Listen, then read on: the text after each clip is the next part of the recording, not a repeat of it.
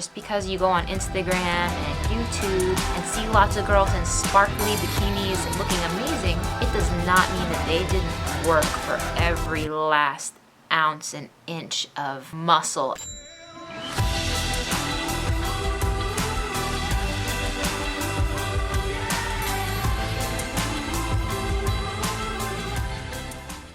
Hey, what's up everyone? It is Christine with Gauge Girl Training, an online meal planning and coaching service. I'm a nationally qualified bikini competitor, a food scientist, and chemical engineer by training, and today I'm going to be talking about 7 things that you should know before deciding to compete in your first bikini competition. So bikini competitions are awesome, and it's kind of like a double-edged sword. I've done 6 bikini competitions. I'm nationally qualified, been national several times, and I've been receiving tons of inquiries from women about all kinds of questions about competing, and I've personally found that competing is an excellent way to test your limits, to test your discipline, to see your body in a form that you've never seen it before, and just a way to really commit to yourself and your fitness goals. But this is a commitment that should not be taken lightly. Like anything in life, everything is going to take 110% effort. No goal worth attaining is going to come without its fair share of trials. So before you even decide to do a bikini competition, number one, you need to make sure that you are mentally prepared to commit to the process, because it is way harder than it looks. And just because you go on Instagram and YouTube and see lots of girls in sparkly bikinis looking amazing, which they certainly do, it does not mean that they didn't work for every last ounce and inch of muscle and physique that was able to be sculpted. The first tip I have for things you want to know before deciding to compete, number 1, you need to determine how long it's going to take you to get ready. It's not just about dieting down to a goal weight. The average American woman is probably somewhere between 25 and 32% body fat. Now, the average female athlete is between, I'd say, 14 and 20% or so. However, the average bikini competitor is between 8% and 13% body fat. So we're not just talking about losing weight here. We are talking about building muscle and losing body fat. So you can even be like one of those skinny fat girls where you're not heavy by any means, but that doesn't necessarily mean that you're going to be able to step on a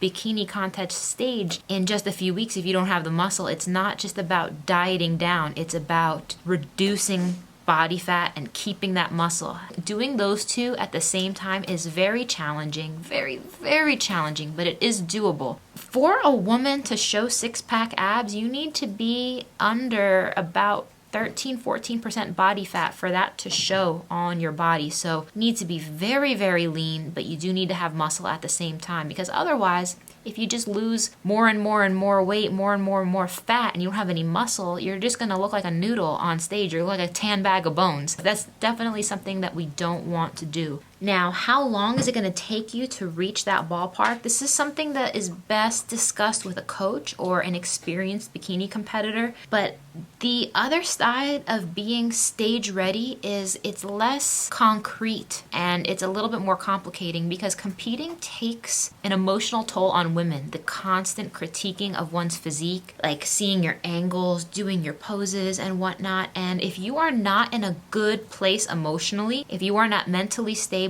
if you know yourself and you know it's going to freak you out, trip you up, you really should not compete, and you need to be very emotionally and mentally strong. So if you have unstable relationships, maybe unstable schedules, unstable things in your life, being on contest prep is something that you probably do not want to do until you get those situations sorted out. Tip number 2, prepare to be lonely. I think one thing that is highly underrated about contest prep is the social isolation. You have goals, you have cardio that has to get done, you have weight training and workouts that have to get done, meals that have to be made. Slip-ups add up. You can't be just going out and drinking and doing normal social activities that you would be used to, because every little bit adds up, and it's very competitive to do well. If you're out there like hitting up the happy hours while the other competition is not, it's just all a matter of how seriously you're taking the show and your prep, but it is socially isolating. It's very time consuming,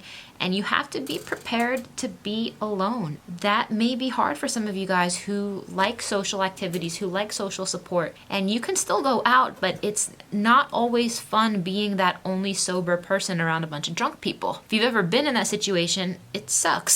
So you either want to stay home or just, kind of be by yourself, but that's not fun either. So being lonely is definitely a part of contest prep. Tip number 3, competitions get expensive. You have no idea all the things that can add up. I know some of the top bikini competition teams, some of these coaching packages can cost upwards of $1,200 for 12-week programs. That's pretty expensive. Some of you may decide to use a personal trainer in addition to contest prep. And personal training, single sessions, anywhere from $50 to $100. If you're a competition suit, that could be anywhere from $50 to $100. But if you want to get a really nice one, which you probably will want to, you worked so hard, it would be stupid not to get the prettiest, nicest suit with all the bling and all the Swarovski crystals. I'm actually sponsored by Angel Competition Bikinis. You can check them out and use promo code GAGEGIRL for 10% off your order and a free gift. Some of the really nice ones that the bikini pros use with all the itsy bitsy crystals, they are like $600. They are not cheap. That's just for the suit. Tanning at the show depends on the number of coats you're gonna get, and you're gonna want to get the same number of coats as everybody else, because being dark on stage makes a difference. So a show tan could be anywhere from $75 to $150. At one national, I think I spent $150 on my contest tan alone. I had to get like 3 coats. It was crazy. It was a mess. Shoes are about $50. Posing coaches, it could be anywhere from $50, $60 an hour. But in order to reduce some of these costs, you could get a previously owned suit. You can look at online videos for posing. I don't suggest that. My first show, I probably went to about 4, maybe even 5 different posing coaches. It needs to be done in person. I suggest don't go cheap on the posing, because you can have the most banging body on the stage, but if you can't pose and move with grace and work your angles and have that pizzazz on the stage, you're not gonna do well, and you're gonna look awkward, you're gonna look nervous. So posing is one area I don't recommend cutting back. Another way to save is you could go to stand-up tanning salons, and you could also purchase some products on bodybuilding.com. They have a really cool competition tan package, but you need to be dark, like way darker than you think. I remember my last show, I felt so uncomfortably dark just in regular lighting, but on the stage you look awesome. Tip number 4 is managing your expectations. If you're like me, I'm type A, I am an overachiever. You need to manage your expectations, because if you walk in expecting to win, walk home with hardware. There's nothing wrong with expecting a lot of yourself. There's nothing wrong with having a high standard for yourself, but you could end up being very, very upset and crushed. I think you just need to manage your expectations, enjoying the journey, doing the best that you possibly can for you. If you're going to compete, you just need to be satisfied in the progress that you've made in and of yourself. And a realistic goal for the first competition, if you are thinking of competing, realistic goal is just to fit in with the girls on stage. If you place and get some hardware, great. I've just seen too many women crushed by not placing. Sometimes with all the politics, you're never going to make some of the judges happy, but just do your best. And as long as you're happy with the package that you brought and you've made improvements in yourself, that's all you should need. So manage your expectations. Number 5, competitions are very public. If you have a sensitive job, like if you're a teacher or whatever, these pictures will pop up if your name is Googled. So if you do not want people seeing your business and your name and your butt on the internet, some competitors change their name, believe it or not. Some people will use their first name and their middle name as their last name, or maybe their middle name as their first name and their regular last name. But these competitions are very public. Your results are going to live on Google forever.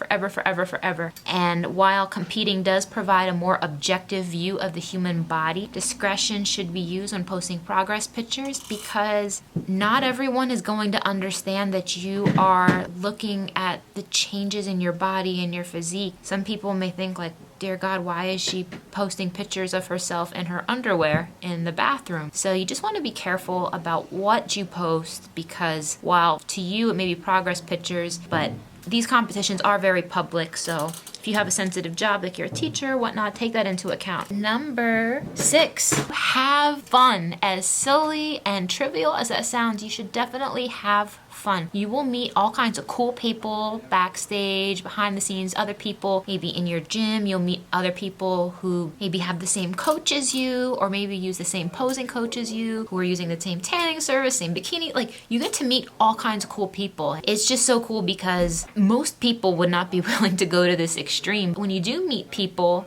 that do have that same drive as you, that do have that same discipline and will as you, it's really cool. And you'd be surprised, you make a lot of friends in this sport that you end up becoming just friends for life. So having fun is definitely very important. So the last tip I have on my 7 tips, guess what it is? Avoid post-competition rebound. After a show, if you've been disciplined for 12 to 20 weeks, if not longer for some of you, it gets to a point where you just want to eat everything. If anyone's ever been through prep, the level of discipline, the level of training, you look awesome, you're in great shape, but a lot of people rebound post-competition. How to avoid that? You want to be really careful. You want to maybe give yourself a couple days to take a mental break, but you want to reverse diet from there. It's crazy because during my first competition prep, I would fantasize about like donuts, and I don't even like donuts. It's just so crazy because you'll spend weeks strategizing and thinking about your post-competition meal so much. You'll be like, I'm gonna eat